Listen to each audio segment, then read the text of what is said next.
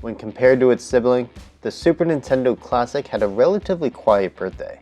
On September 29, 2022, the Super Nintendo Classic turned 5 years old. So, I figured it was a good time to take a look back at the highs and lows that the mini console had during this time. Roughly 1 year earlier, Nintendo released the NES Classic, and it became a big success by targeting the power of nostalgia. And while I was excited for it, I just happened to be the perfect target audience for the Super Nintendo Classic.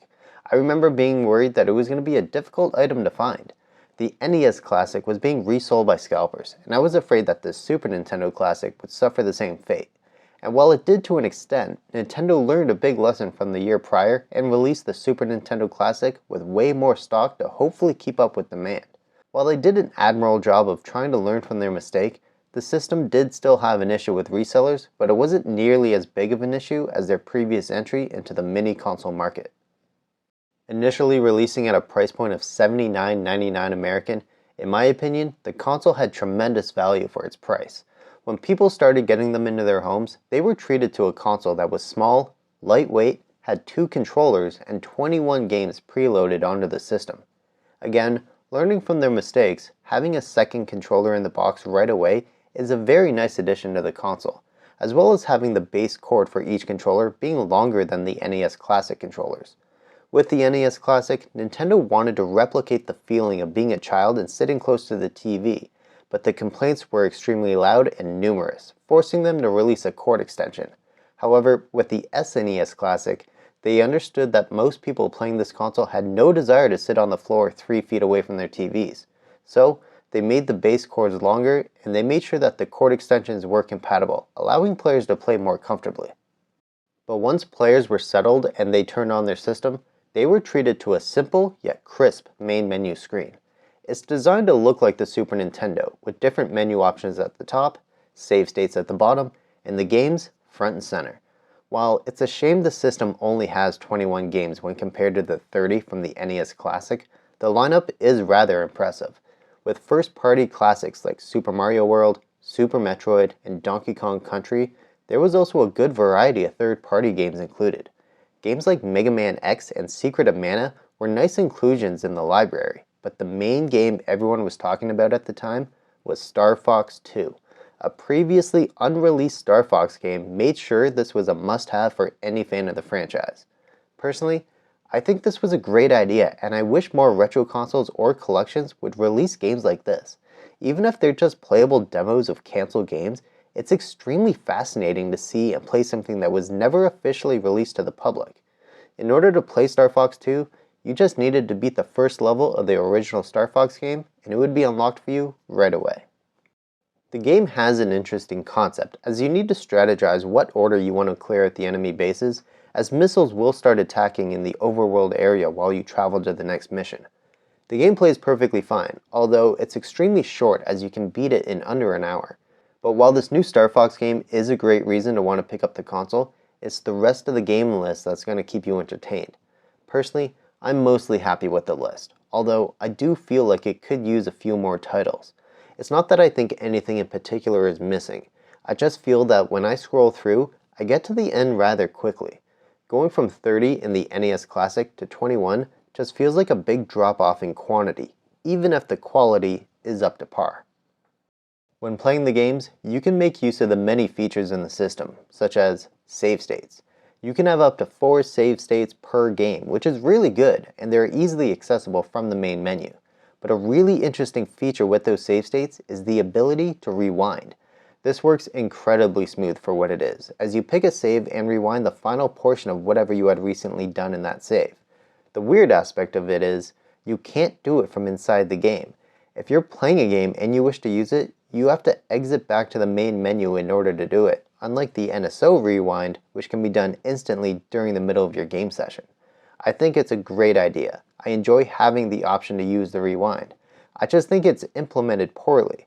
There's too many unnecessary steps to use the feature, especially since the only way to return to the main menu is by using the reset button on the console itself, which is most likely in your entertainment unit and not sitting within arm's reach. While you're in the main menu area, you can go check out the different options available, which includes changing the display to whatever you desire. You can add in artificial scan lines with the CRT filter, you can play in 4:3 aspect ratio, or you can choose pixel perfect if you desire. The console also gives you the option to have different borders along the outside if you wish. While some can be distracting, they can also add a little bit of flair to the empty part of the screen. Like most systems of this nature, there is a screensaver type montage that plays when you leave the menu on idle for too long. Now, the interesting thing about it is, you can actually change what it shows. You can have it set to show gameplay demos from all the games one after another.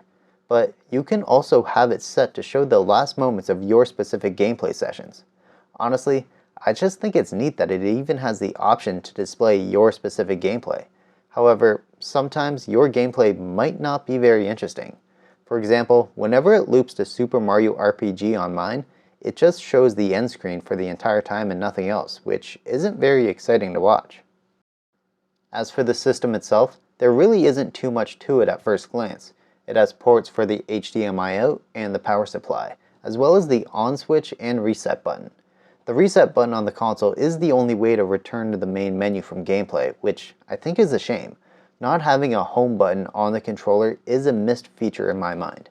The console also has 2 controller ports which are actually hidden, allowing for a nicer design when not in use, but it also helps keep dust out of the controller ports.